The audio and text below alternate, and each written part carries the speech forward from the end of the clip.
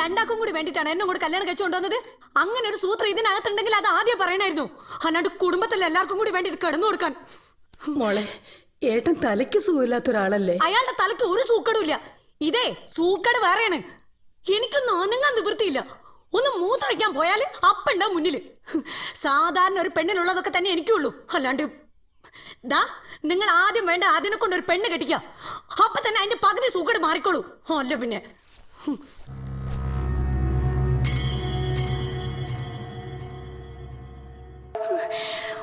വന്ന് ഇവിടെ കഴിയാൻ പറ്റാത്ത അവസ്ഥയായിട്ടുണ്ട്. എന്നിട്ട് നിങ്ങൾക്ക് അമ്മയ്ക്കും മോനും ഒരു കൂട്ടവും ഇല്ലല്ലോ. പെണ്ണിനെ നോക്കാൻ പറ്റില്ലെങ്കിൽ കല്യാണം കഴിക്കാൻ നിൽക്കരുത്. നീ ഈ ഏട്ടനെ കാണുമ്പോഴേക്ക് പേടിക്കാതെ അങ്ങടെ എന്തെങ്കിലും കാണിച്ച് പേടിപ്പിക്കാൻ നോക്ക്. അങ്ങനെ എന്തൊക്കെ കാണിച്ച് പേടിപ്പിക്കാനേ? അല്ല, അങ്ങനെ കാണിച്ച് പേടിപ്പിക്കണം അത്രേ. ആണുങ്ങളുടെ രൂപവും കുറിച്ചുപട്ടികളുടെ സ്വഭാവവും പറഞ്ഞിട്ട് എന്താ കാര്യം? എന്റെ തലവിധി.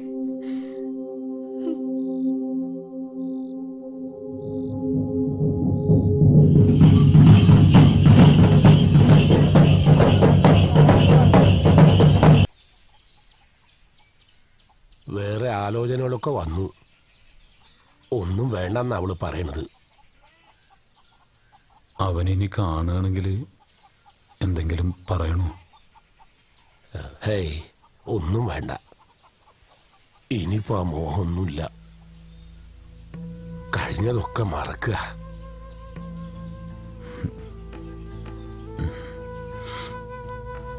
എന്നാ പിന്നെ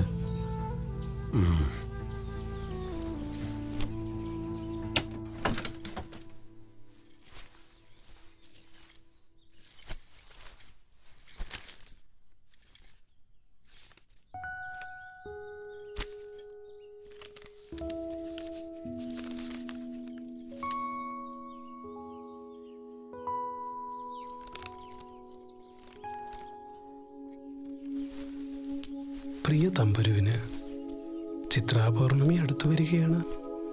ഈ വരുന്ന 28-നാണ് കുവാക ഉത്സവം. കഴിഞ്ഞ തവണത്തെ പോലെ നീ നേരത്തെ വരണം. സ്നേഹപൂർവം, ശുഭശ്രീ.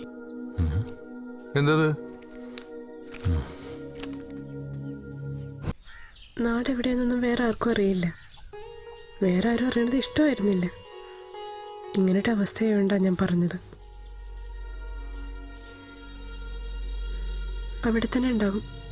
പോണം, പോയി കണ്ടുപിടിക്കണം.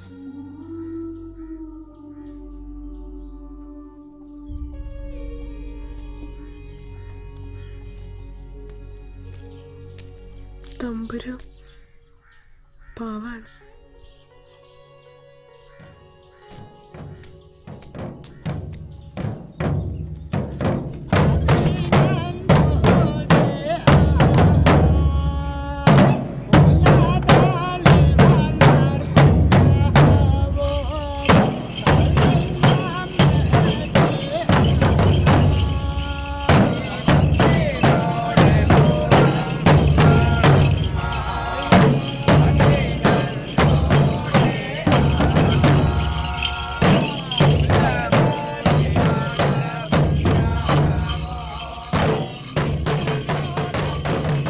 പ്രേതങ്ങൾക്കുള്ള കർമ്മം കൊടുക്കലാണിത്.